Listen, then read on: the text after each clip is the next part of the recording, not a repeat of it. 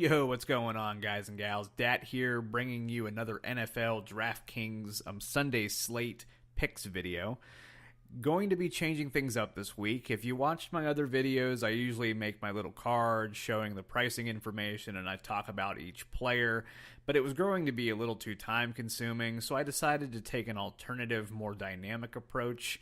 Let me know if you guys enjoy it. You can hit me up in the comments section or you can leave a like. I'm still going to be reviewing just the early Sunday slate games that take place at 1 p.m. and 4 p.m. if you're on the East Coast. But instead of giving a lot of different players within the same position category, I'm just going to reveal my top three at each position, which will usually consist of a high, mid, and low tier player. So let's get right into that. My top tier quarterback for the slate is going to be Carson Wentz. What can you say about Carson Wentz that hasn't been said already this year? The way he's been performing this season, he could be on the right track to be named MVP of the league. Now, Philadelphia doesn't have much of a backfield in Blunt, Smallwood, and Clement, so they need to air the ball out quite a bit to remain in contention, which is supported by his average of 33 passing attempts per game for at least 264 yards. He's thrown 11 touchdowns in the past 3 weeks alone, averaging about 2 touchdowns per game. He also likes to take off on the run when the pocket collapses, and he gets some pretty decent yardage on the ground. However, when he does take off and run, he's not one to take a slide and protect himself and the ball. Because of this, he ends up fumbling quite a bit, so he likes to take chances. It's probably the only downside to Wentz, but at $7,200, he's definitely in play for me against the 49ers, who rank 25th in the league against the pass. They're giving up an average of 258 yards per game. Wentz has the floor to really get off this weekend, so I will be heavy on him in most of my lineups. My mid-tier quarterback for the week is going to be... Let's see, I like Phillip Rivers at $6,300 versus the Patriots. Now, the Patriots' defense, in terms of passing, is the worst in the league. They're actually giving up an average of 310 yards per game, which is prime for Rivers to have a big day. Even with Melvin Gordon in the backfield, Rivers makes a pass attempt on average 36 times per game and has a plethora of offensive weapons to hit, like Keenan Allen, Tyrell Williams, and Travis Benjamin. Overall, when it comes to Rivers, he has been pretty consistent, averaging 259 yards per game passing and at least one touchdown. If you're playing in a contest that also has Kirk Cousins, I like him as well against the Cowboys, but because of the matchup alone, I prefer Rivers. And for my low-tier quarterback, I like Tyrod Taylor and Andy Dalton, so I'm kind of on the fence about this one a little bit. But if you put a gun to my head and made me choose, I would go with Dalton strictly because of the matchup with the Colts. The Colts are one of the worst pass defenses in the league this year. Only the Patriots have allowed more yards through the air, which we already talked about. A lot like Philadelphia, Cincinnati doesn't have much of a backfield with Mixon, Bernard, and Hill actually splitting the snaps, so Dalton has to get loose in the air quite a bit. He averages about 27 pass attempts per game, 194 passing yards, and 1 touchdown. He's not much to brag about, so his $5,700 price tag is appropriate, but against weaker defenses, he has shown the ceiling potential, such as in Week 4 versus the Browns, where he put up 29.34 fantasy points on 286 yards passing and 4 touchdowns. If you're playing GPP, Dalton as well as Tyrod Taylor would be good options. Mix it up a bit and see. My top running back this week is going to be LaShawn McCoy. Shady has been relatively quiet this season, but had a breakout game last week against the Buccaneers, rushing 23 times for 91 yards and 2 touchdowns. He was also fairly active in the passing game as Taylor targeted him 7 times, of which he had 5 receptions for 31 yards. I am expecting another big game from McCoy this week against the Raiders. Not sure how many people are going to want to pay up for him at $8,700, so he may be lower owned than expected.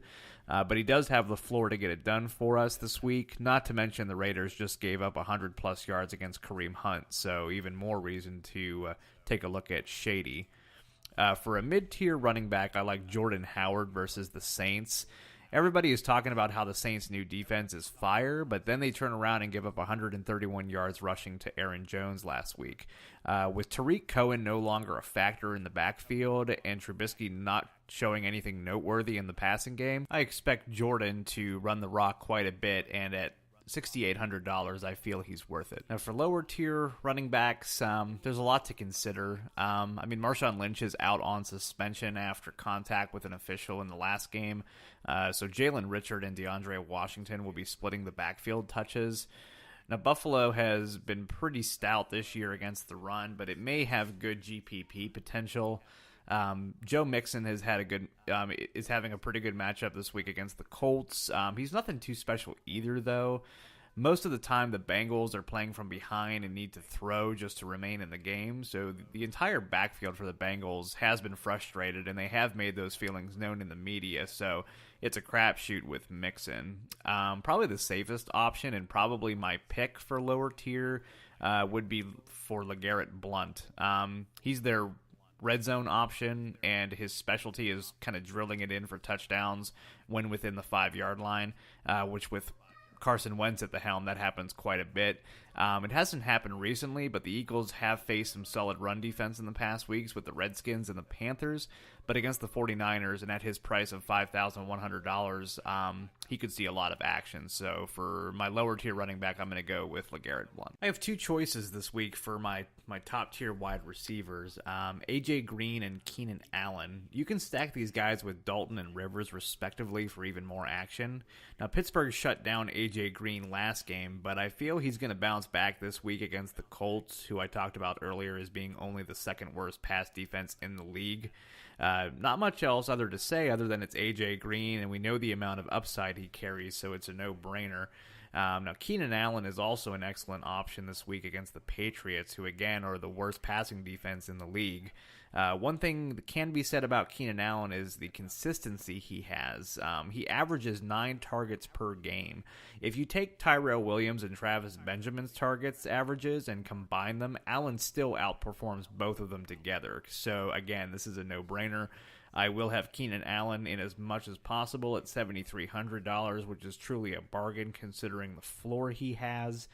I'm not crazy about the mid-tier or low-tier wide receivers this week. Alshon Jeffrey would be a pretty decent play, or maybe Amari Cooper or Michael Crabtree. Hell, even Pierre Garçon would be good too. I mean, both the 49ers and the Eagles don't have a very good secondary, so both wide receiver cores for those teams should have a pretty good day. I'm going to have some exposure to Ted Ginn Jr. versus Chicago. The best advice I can give as far as the wide receivers this week is use your best instincts, trust your gut, or just make many different variations of lineups. My top pick at tight end this week would be Zach Ertz, but at $7,000, that's just way too expensive to pay up for a tight end.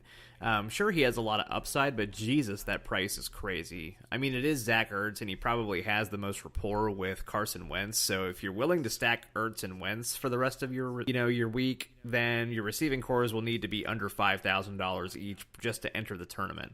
If you prefer to spend lower at tight ends, I would recommend Hunter Henry, who is way too cheap at $4,800 considering the matchup and his consistency. Over the past 3 weeks, he's been averaging 6 targets, 68 receiving yards per game, and he is targeted quite heavily when the Chargers get in the red zone. So he has some pretty good upside, and I think he's way too cheap at $4,800, so I'll be having a lot of exposure to him. As far as other lower price tight ends, I would consider like Tyler Kroft and Jack Doyle. Those should be pretty decent GPP plays. The defenses should be focusing to contain A.J. Green and T.Y. Hilton downfield, which should leave some shorter pass options to these guys. So I would recommend Tyler Kroft and Jack Doyle. I also like Nick O'Leary in GPP. He's usually deep down the field when he gets targeted and is able to pull the ball in. Last week versus Tampa Bay, he only had 2 targets, but one of those targets was a 32-yard reception, so he does have that ceiling for deep exposure, which could equate to a lot of points. So those would be my options for tight end this week. My top defense pick for the week is going to be the Bengals at $3,600. The Colts offense has been terrible this year. As long as the secondary can contain T.Y. Hilton and their pass rush can get to Jacoby Brissett, they should be in good shape. If you need a lower price defense this week, I would consider the Buccaneers.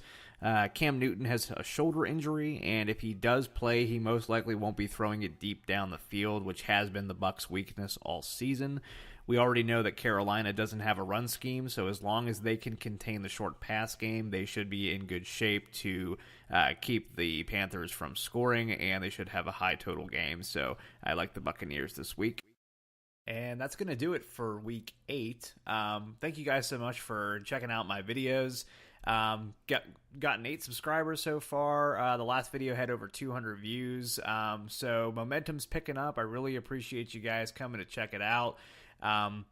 You can also follow me on Twitter, as always. I'm usually on Twitter talking about, things I've noticed throughout the week, injuries, just funny little anecdotes I might throw out there just of things I noticed. So by all means, if you're not following me on Twitter, please do so. I usually throw out a couple of last-minute picks if anything changes. I appreciate you guys. I hope you guys do good this week, and hope you keep watching. Thank you.